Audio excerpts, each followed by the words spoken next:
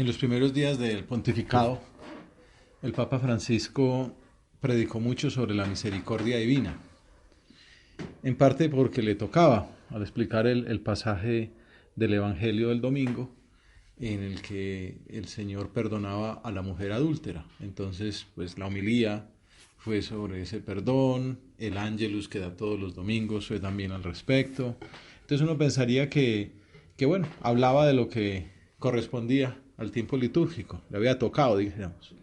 Pero resulta que siguió hablando del mismo tema, tanto que alcanzó para que un periodista muy sensato, muy prudente, titulara un libro sobre él con ese nombre, El Papa de la Misericordia.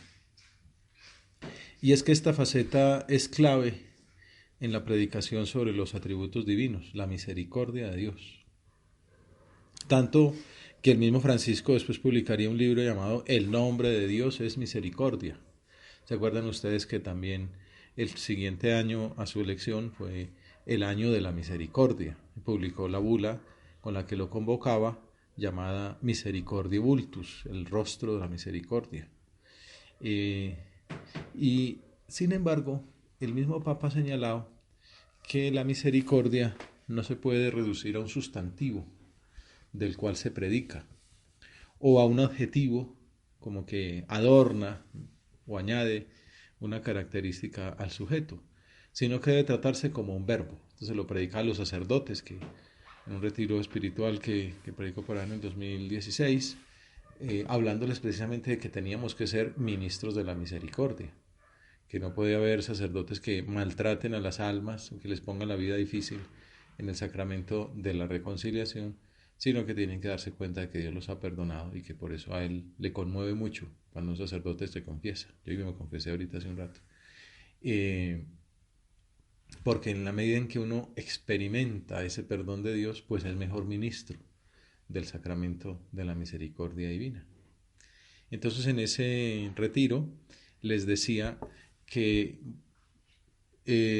él se acuerda de su propia vocación, ¿no? Cuenta que la recibió el día en que se festeja el apóstol San Mateo, 21 de septiembre. Él recibió su vocación, otras veces le hemos comentado, es un día que se celebraba una fiesta en Argentina, la fiesta del universitario, algo así. Tenía un paseo con unos amigos y muy noble el hombre, siendo joven, organizó las cosas para ir a misa antes de verse con los amigos. Es interesante, ¿no? Un muchacho que tiene un paseo con amigos y amigas, ¿no? Los colegas de la universidad, cuadra todo para, pues si le encuentro a las 9, pues va a misa de 8 antes del paseo.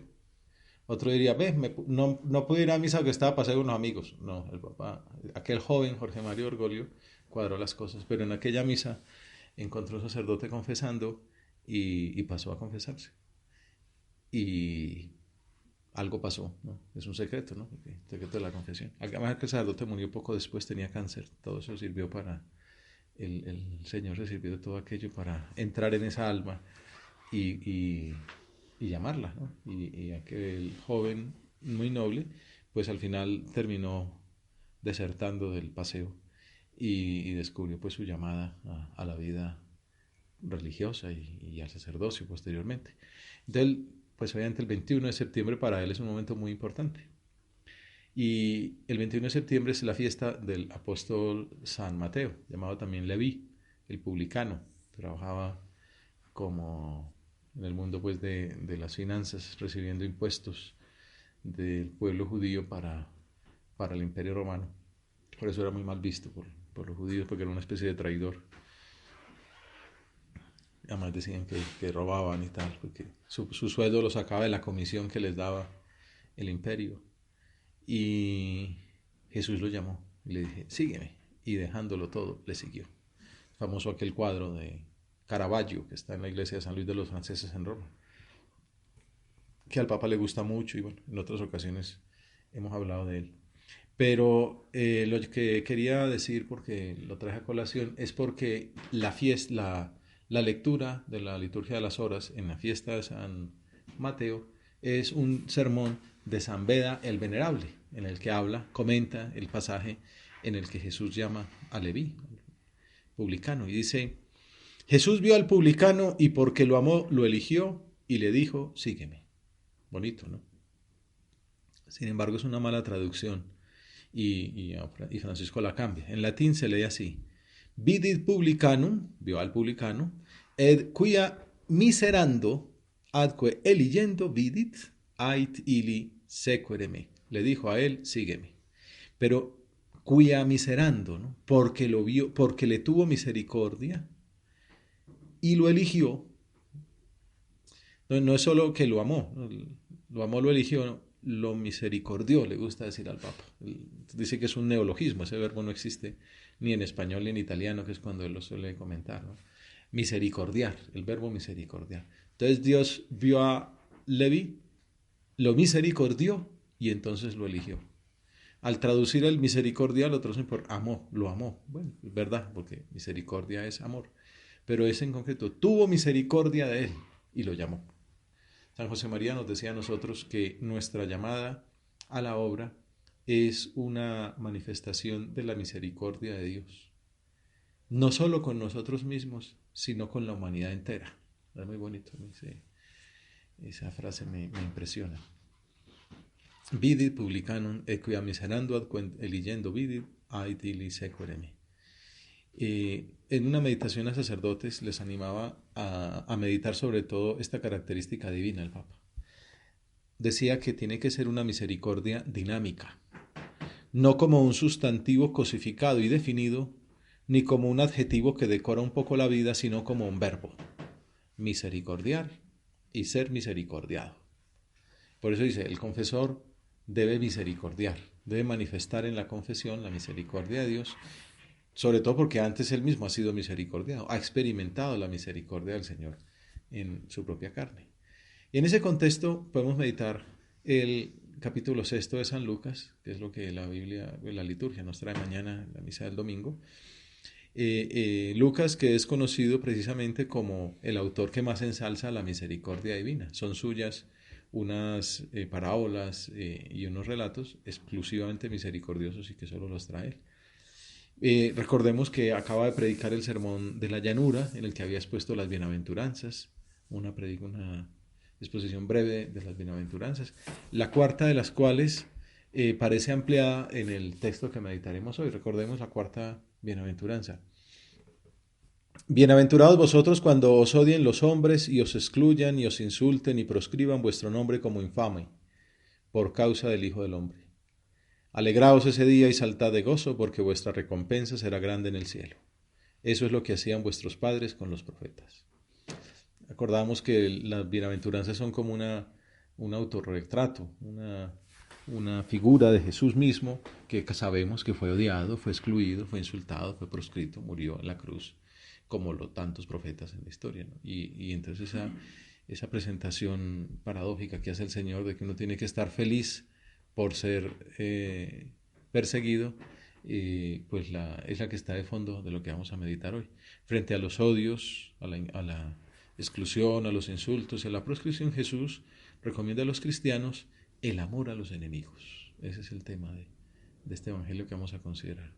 Ante la promesa de la bienaventuranza eterna, sugiere actuar desde ya como hijos del Padre misericordioso. En otro pasaje que está en la base de esa llamada universal a la santidad, Jesús dice: sed perfectos, como vuestro Padre Celestial es perfecto. Punto que San José María tomará en camino diciendo: a todos sin excepción les dijo el Señor. Sed santos, como vuestro Padre Celestial es santo. También es una traducción de ese pasaje.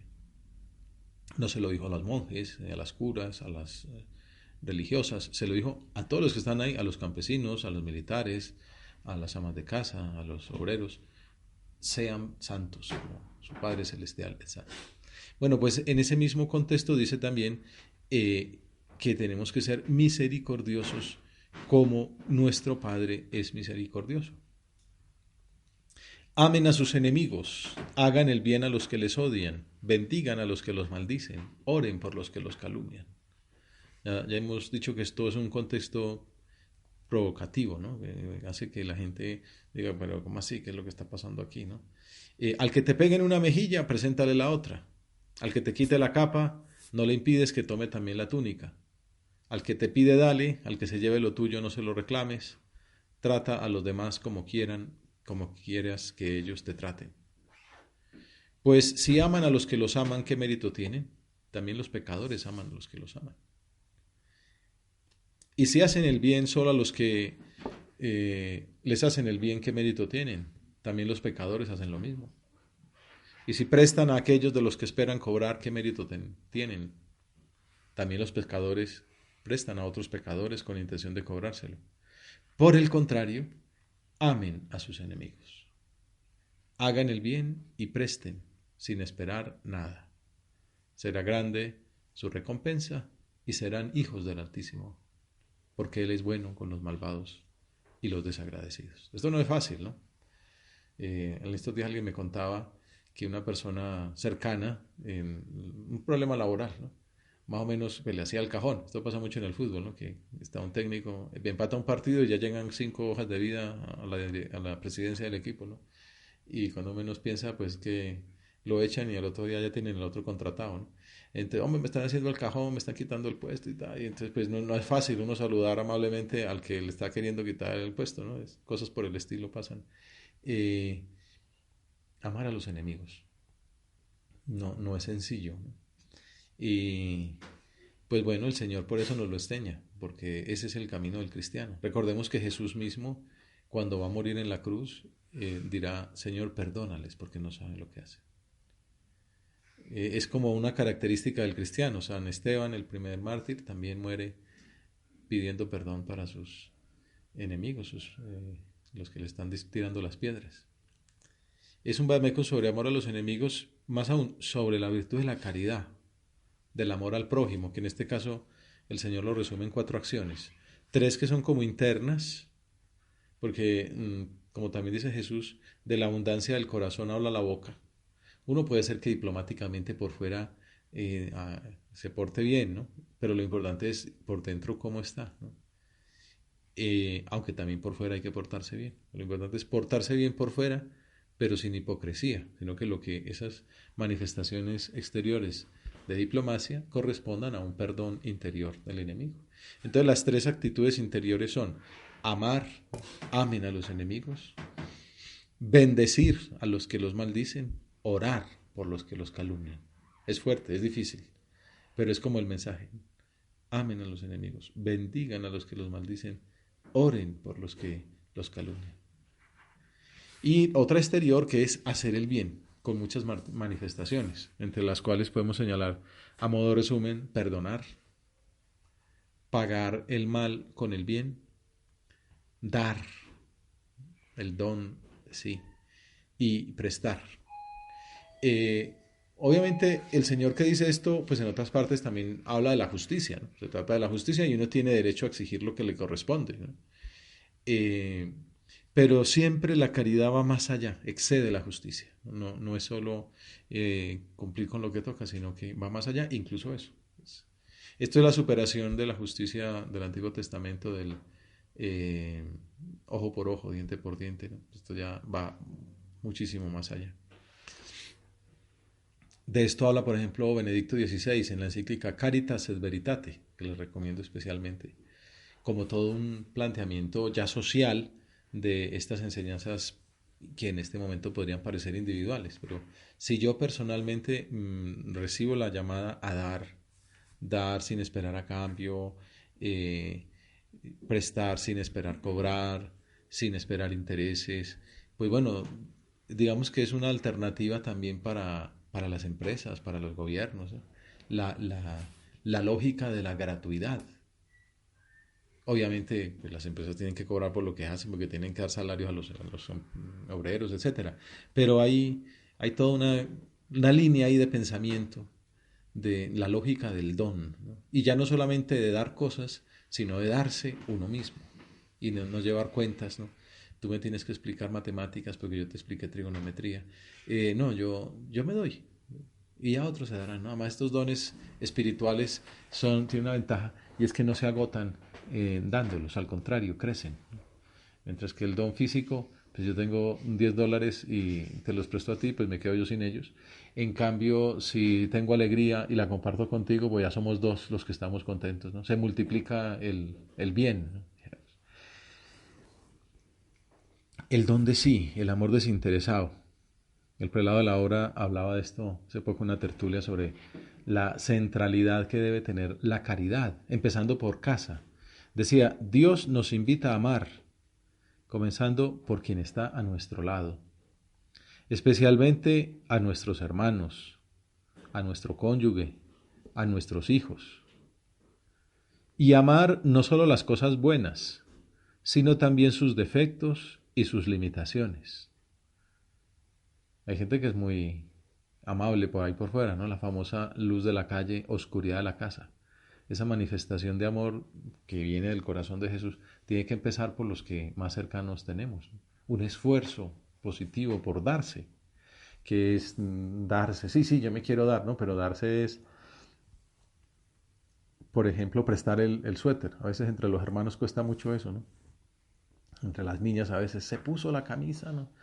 Que yo quería y sin pedir permiso. Bueno, como que haya esa lógica del don va por ahí, ¿no? O que está uno viendo pues la Premier League y ella quiere ver Betty la Fea y entonces dice uno, venga tranquila, véala ella, ¿no? No sé, hasta cosas tan pequeñas como esas, ¿no? Considerarlo bien. Todo aquello que nos aleja de nuestros hermanos nos aleja también de Cristo. Bueno, pues amar a los enemigos. Vamos pensando cada uno sacando propósitos de cómo amar. Probablemente podamos decir, ojalá, bueno, es que enemigos yo no tengo, gracias a Dios. Pero siempre hay gente a la que uno quiere menos y lo ideal sería pues que no se note. Pues hay cosas naturales, pues no les surge natural que era una persona que tiene las mismas afinidades de uno, que le gusta el mismo equipo de uno, que le gusta la misma música, que le comparte canciones. Bueno, pues entonces esta persona me cae bien, ¿no? Y entonces es grato estar a su lado que otro que es un ogro o que pues tiene mal gusto y entonces es un equipo que no le va bien en la tabla o que le gusta un deporte que uno no le interesa para nada o que oye una emisora que uno no oye o escucharía en su vida. Entonces pues cuesta, pero entonces también hay que querer hacer un esfuerzo mayor para querer a esas personas tanto como queremos a las que naturalmente nos brota del alma. En la primera lectura de la misa del séptimo domingo del tiempo ordinario, la liturgia pone como en espejo este amor a los enemigos del que habla Jesucristo con un ejemplo gráfico, que es la relación de David con el rey Saúl. David todavía es un muchacho, está consagrado por el profeta, será el futuro rey, pero de momento hay un rey y entonces él sabe, hay un rey que es el rey puesto por Dios, yo no puedo hacer nada contra él, aunque este rey es un poco loco y se la tomó contra él, ya pasó la famosa pelea del enemigo al que venció. ¿Quién era el enemigo al que David venció? Muy bien, el gran Goliat.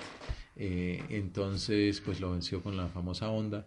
Y entonces, pues la gente, las señoras, las muchachas empezaban a gritar: mató Saúl a 1000, David a 10.000. Recuerdo que desde que era pequeño leía ese relato, es impresionante. Pero claro, eso da envidia, ¿no? Al rey Saúl, pues no le gustaba mucho que las niñas fueran cantando eso por la calle.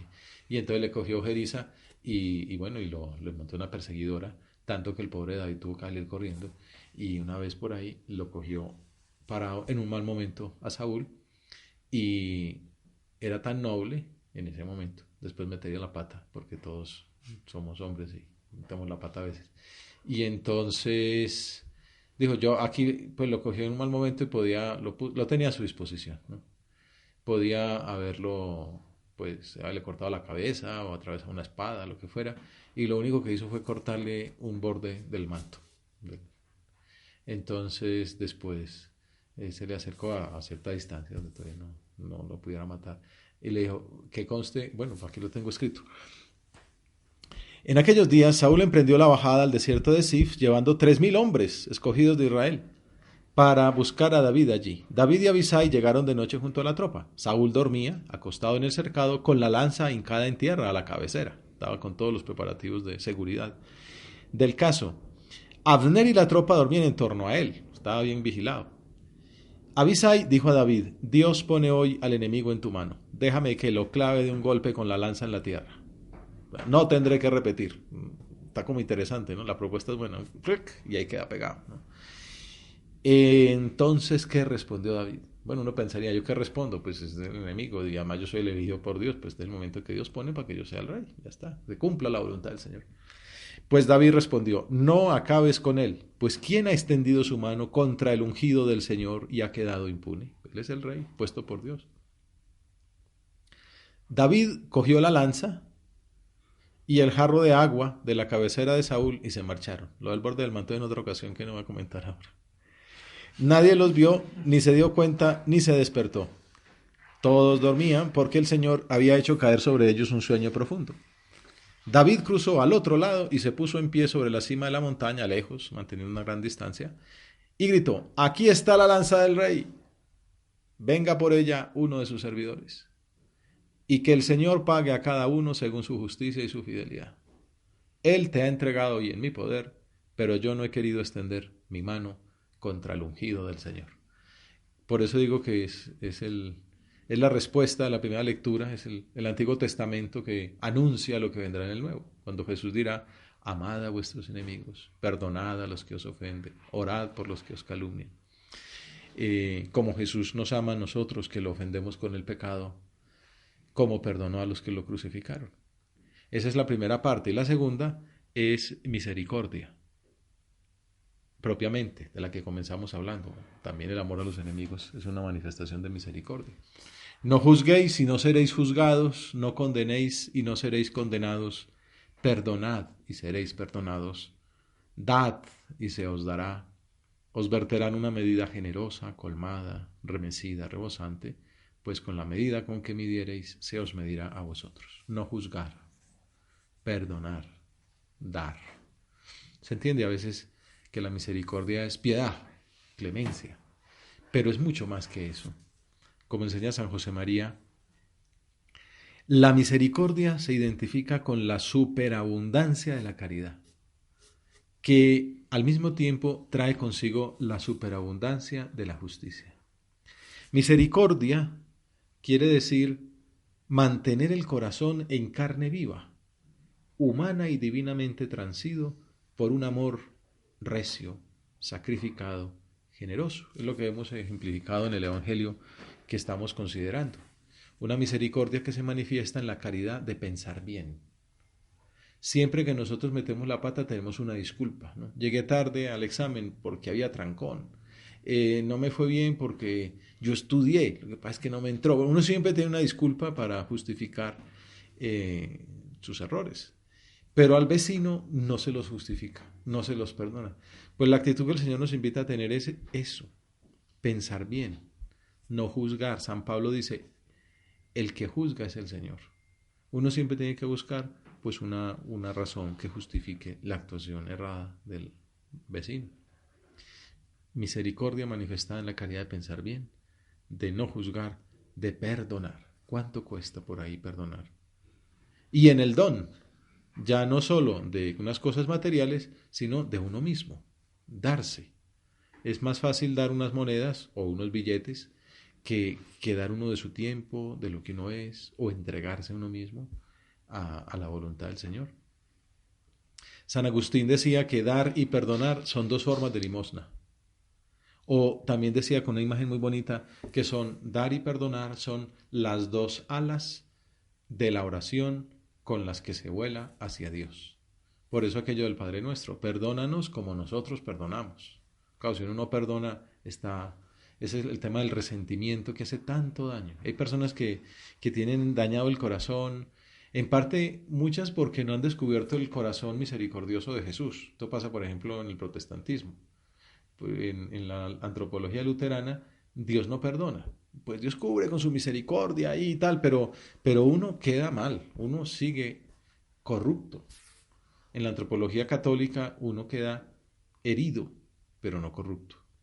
Dios ha cubierto esa herida con su muerte en la cruz. Dios me perdona. Por eso dice el Papa la importancia de saberse misericordiado. Dios me perdona. Yo he metido la pata 1000 veces, pero Él me ha perdonado 10.000 veces más. No por mis méritos, sino por los méritos de su Hijo. Entonces es una actitud, ¿no? La de saber que el Señor me ha perdonado. Eso a veces pasa en el cine, ahora que está cerca el Oscar. imperdonables, tal. Siempre hay gente que tiene un trauma y de que hicieron algo hace 20 años y como eso nadie lo perdona, entonces uno está ahí que tampoco se lo perdona uno a sí mismo.